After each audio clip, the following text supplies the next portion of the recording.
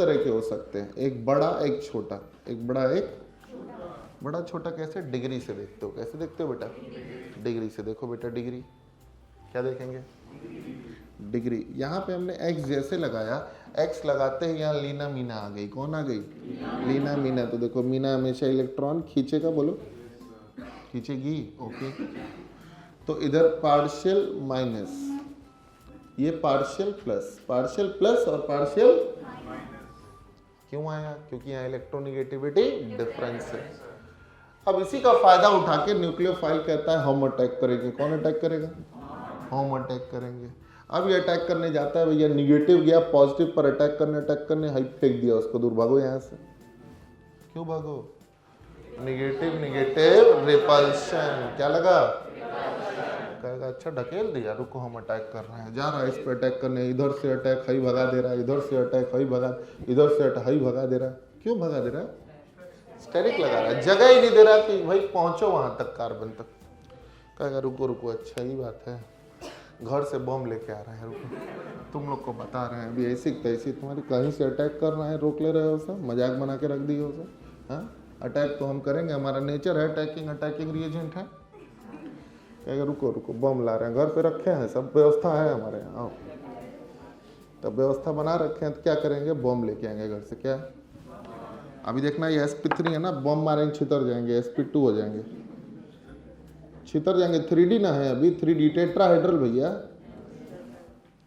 Tetrahedral है जी। अब ये देखिए, ले आए बम। क्या ले आए? पोलर सॉल्वेंट यहाँ बम का काम करता है। अब पोलर सॉल्वेंट में भी दो होता है, प्रोटिक और ऐसा ऐसा बम नहीं लाएंगे, बढ़िया वाला लाएंगे, प्रोटिक बम। कौन सा bomb? Protic H+ hydrogen bomb. चला के मार दिए, चला के मार दिए। बताओ, पोलर सॉल्वेंट हाइड्रोलिसिस कराता है क्या? बॉन्ड में छटक गया इनका, बॉन्ड ही छटक गया भैया। बॉन्ड छटकने से देखो हो क्या गया, कार्बोकेटाइन बन गया। क्या बन गया बच्चों? और लीविंग ग्रुप तुरंत छटक के भाग गया। रोक रहे थे, बड़का है रोकने वाले, सब व्यवस्था रखें। क्या रखें? सब व्यवस्था है। कार्बोकेटाइन बन गया। अब कार्बोकेटाइन बनने से देखो हुआ क्या, sp3 था ना, एक बॉन्ड टूट गया तो क्या हो गया बेटा? sp2। और sp2 होते ही ये 2d हो गया। क्या हो गया?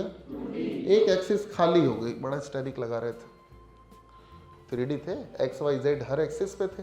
अब जैसे बम मारे 2d हो गए। क्या हो गया? sp2 मतलब होता है ट्राइगोनल प्लेनर। क्या होता है? Trigonal planar. देख के हम 2d बोल रहे हैं, और कहां से बोल रहे हैं? ठीक, ट्राइगोनल प्लेनर हो गया। प्लेनर हो गया मतलब z एक्सिस खाली, कोई एक एक्सिस खाली हो गई, खाली हो गई भाई। एक एक्सिस में होता है एक पॉजिटिव और एक मतलब, एक रफ कॉपी है, दीजिए जरा, मॉड्यूल दे रहा है देखो फिजिक्स का, सर से बताते हैं, रुको मुझे रफ कॉपी दो, उसको मॉड्यूल दिख रहा, सीधे कहते बोल लिया। बम मारने के बाद कार्बोकेटाइन कैसा दिखता है? कुछ ऐसा। वही बनाए जो बोर्ड पे बनाए, वही बनाए, कुछ जादू नहीं दिखाने जा रहे हैं। देखिए देखिए देखिए देखिए, ठीक, वही कार्बोकेटाइन बनाया। यही कार्बोकेटाइन क्या होता है? प्लेनर होता है। क्या होता है बेटा? प्लेन पे बना सकते हैं, प्लेन पे बना दिए। ये कार्बोकेटाइन रखा है, कार्बन पे प्लस आ गया। क्या पहले पार्शियल प्लस था तो न्यूक्लियोफाइल अट्रैक्ट हो रहा था, अब तो कंप्लीट प्लस है। और ज्यादा अट्रैक्ट होगा कि कम अट्रैक्ट होगा? और ज्यादा अट्रैक्ट होगा। और नहीं तो बेटा अब z एक्सिस खाली है, ऊपर भी और खाली है, पॉजिटिव z और नेगेटिव z। अब चाहे ऊपर से अटैक करे, चाहे नीचे से, चाहे सामने से, चाहे पीछे से, कहीं से अटैक करे, ठीक है, कोई एक एक्सिस खाली है। बोलिए, अब एक एक्सिस खाली है तो जितना ऊपर खाली है उतना ही नीचे भी खाली है। मतलब जितना चांस है ऊपर से अटैक करने का उतना ही, जितना सामने से अटैक करने का उतना ही। कोई भी एक एक्सिस ले लो, ऐसे रख रहे हैं तो एक्सिस बदल गई, ऐसे रखे तो एक्सिस बदल गई, ऐसे रखे एक्सिस बदल गई। बोलिए, ऐसे रखे एक्सिस बदल गई, नहीं समझे? कोई एक एक्सिस खाली है, उसका पॉजिटिव नेगेटिव खाली है, ठीक है। अब इधर आइए, अब क्या करना है? अब न्यूक्लियोफाइल भैया आएंगे। अब तो बम मार दिए ना, अब तो कोई स्टेरिक लगाने वाला बचा ही नहीं। जैसे फिंकेलस्टीन पढ़े थे, फ्लोरीन जो होता है वो डिस्प्लेस नहीं कर पाता, कहता रुको रुको घर में रखें, भैया गुलाग लाएंगे हैवी मेटल, किसको हैवी मेटल गुलाग लाएंगे, बड़का भैया डी ब्लॉक वाले मेटल, चलिएगा जरा डिस्प्लेस करा दीजिएगा, तो डिस्प्लेस करा देते हैं, तब इसको कहते हैं स्वार्ट्ज रिएक्शन। कौन सा रिएक्शन कहते हैं? स्वार्ट्ज रिएक्शन, समझे? वैसे ही बम मारा, अभी क्या मारा? बम मारा है भैया। अब बम मारा तो ये न्यूक्लियोफाइल है ना, अब न्यूक्लियोफाइल और ज़्यादा अट्रैक्शन फील करेगा क्योंकि पॉजिटिव हो गया पूरा, पहले पार्शियल था, अब अट्रैक्शन फील करेगा तो भैया कोई एक एक्सिस खाली है, अगर जहां से एक्स निकला है लिविंग ग्रुप वहीं पर उसी साइड पर आके जुड़ जाए तो कहते हैं रिटेंशन प्रोडक्ट। क्या कहते हैं? रिटेंशन प्रोडक्ट बन गया। क्या बन गया? अच्छा, हो सकता है कि पीछे वाले साइड से जुड़े, पीछे वाले साइड से जुड़ेगा तो इन्वर्टेड प्रोडक्ट। क्या कहेंगे? इन्वर्जन प्रोडक्ट कह दो, कोई दिक्कत नहीं, इन्वर्जन, इन्वर्जन प्रोडक्ट। तुम बताओ, पॉजिटिव जेड एक्सिस हो चाहे नेगेटिव जेड एक्सिस हो, दोनों एक्सिस बराबर खाली हैं तो दोनों पे चांस अटैक करने का दोनों पे बराबर है कि नहीं? तो 50% रिटेंशन भी हो सकता है या 50% इन्वर्जन भी हो सकता है, कहीं से अटैक कर सकता है। बोलो, अगर यहां पे कायरल कार्बन तुमको मिल जाए, क्या मिल जाए?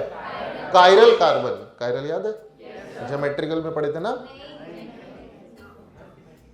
चलो थोड़ा बहुत याद है, ऑप्टिकल में, कन्फर्मर में पढ़े थे, ऑप्टिकल में कहां पढ़े थे भाई? आइसोमेरिज्म में। पल्लवी दीदी कृपया पेन छोड़ दें, सभी से हमने कहा था। अगर कायरल कार्बन है बेटा, मान लो ये R अलग अलग है, अगर कायरल है दोनों, तो अगर कायरल होगा तो ये डेक्स्ट्रो होगा, मान लो अगर डेक्स्ट्रो होगा तो वो क्या होगा? या ये लिवो होगा तो वो क्या होगा? मतलब दोनों अलग अलग प्रोडक्ट बनेंगे और दोनों का बराबर बनने का चांस है। बोलिए, जब भी दोनों बराबर बने तो क्या कहते हैं? रेसिमिक मिक्सचर बन गया। क्या बन गया? और इस प्रोसेस को क्या बोलेंगे? रेसिमाइजेशन। क्या बोलेंगे? नहीं है तो रेसिमाइजेशन किस में होता है? SN1 में कि SN2 में? 1 में। 2 में ये प्रोसेस नहीं होती बेटा, ठीक है? क्यों नहीं होती वो भी अभी देखेंगे। तो कह सकते हैं इफ कायरल कार्बन, कौन सा carbon? Chiral carbon is present, then racemization will occur, racemization होगा। और रेसिमाइजेशन मतलब जितना डेक्स्ट्रो उतना लीवो, ठीक है? इक्विमोलर सॉल्यूशन याद है? कुछ नहीं याद है? अब इधर आइए, कितने स्टेप में रिएक्शन हुई? 2 स्टेप में। 2 स्टेप में हुआ तो भैया रेट लॉ एक्सप्रेशन लिख सकते हो? बोलो, रेट लॉ एक्सप्रेशन लिख सकते हो? केमिकल काइनेटिक्स पढ़ लियो। Rate law expression multi step के लिए हमेशा RDS से लिखा जाता है। किससे लिखा जाता है? Rate determining step. किससे लिखते हैं? रेट डिटरमाइनिंग स्टेप से लिखते हैं। तुम बताओ, रेट डिटरमाइनिंग होता है स्लो, फास्ट की स्लो की स्लोएस्ट? स्लोएस्ट। फिलहाल तुम्हारे पास 2 ही है, 2 ही स्टेप है। तुम बताओ कौन फास्ट होगा? ये RDS होगा? आओ देखो, आयनिक स्टेप हमेशा क्या होते हैं? फास्ट। तुम देखो यहाँ पे एक कंप्लीट आयन है कार्बोकेटाइन और एक और आयन दिख रहा है, 2 आयन दिख रहे हैं। आयनिक स्टेप या आयनिक रिएक्शंस हमेशा क्या होती हैं बेटा? कंपैरेटिवली फास्ट होती हैं। क्या होती हैं? अब तुम बताओ, ये स्लो ही तो है। इससे पहले न्यूक्लियोफाइल आया था, फिर देखा कहीं से कहीं अटैक नहीं करने दे रहा, फिर घर गया, टाइम लगा होगा, फिर घर से आया और टाइम लगा होगा, फिर बम चला के मारा, टाइम लगा ना? तो टाइम लगा बेटा, मतलब ये क्या है? स्लो। क्या है? स्लो प्रोसेस है, कंपैरेटिवली स्लो है। और स्लो ही क्या होता है बच्चों? Rate determining step. अब आप रेट लॉ एक्सप्रेशन लिखेंगे तो केवल इसी स्टेप को देख के, नीचे नहीं देखेंगे, ठीक है? अब उसी स्टेप को अगर देख रहे हैं तो बेटा रेट लॉ एक्सप्रेशन लिख रहे हैं, देखना पहले स्टेप से आपने पढ़ा है, rate is directly proportional to concentration of reactant के पार m। बोलो, पढ़े हो कि नहीं? ये तो लॉ है। क्या है? अब इसको लिख दिए R, ये आ गया बराबर तो K, कौन आ गया? ठीक, अब आइए पहले स्टेप में बताइए केवल रिएक्टेंट कौन है? RX है कि सब है? RX है ना, 3 डिग्री केवल बोलो, और उसकी पावर है 1 बोलो। अब यहाँ से रेट लॉ एक्सप्रेशन जब दिख गया तो ऑर्डर तो आ ही जाएगा, ऑर्डर ऑफ रिएक्शन 1 आ गया। तो SN1 में 1 क्या होता है बेटा?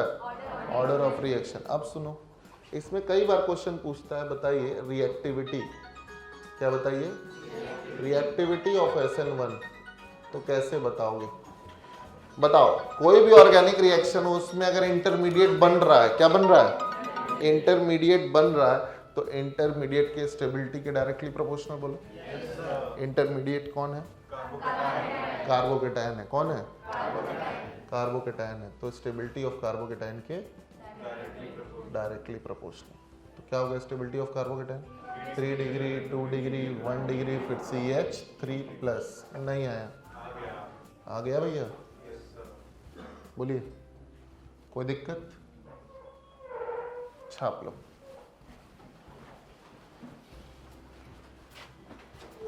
एक बार और हो जाए। क्या किए? पहले न्यूक्लियो, देखो इधर, छोड़ो पेन। न्यूक्लियोफाइल आया? कौन आया? न्यूक्लियोफाइल आया। कह रहे पेन छोड़ो, आए छोड़वा दे।